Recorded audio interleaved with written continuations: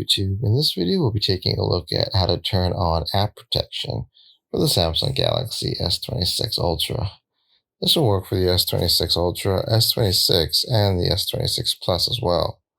If you like this kind of content or find this kind of content helpful, leave a message down below. Don't forget to subscribe, and thanks for watching.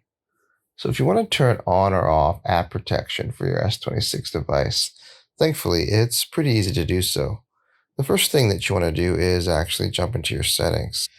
Once you're in your settings, you want to scroll down and you want to look for a category of settings called security and privacy. And then from there, what you want to do is hit security and privacy.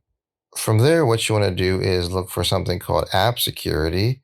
And then from there, you want to look for app protection.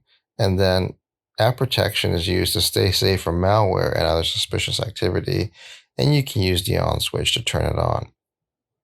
And there you have it, everyone. Just a quick tip on how to turn on app protection for the Samsung Galaxy S26 series of phones. If you like this kind of content or find this kind of content helpful, leave a message down below. Don't forget to subscribe, and thanks for watching.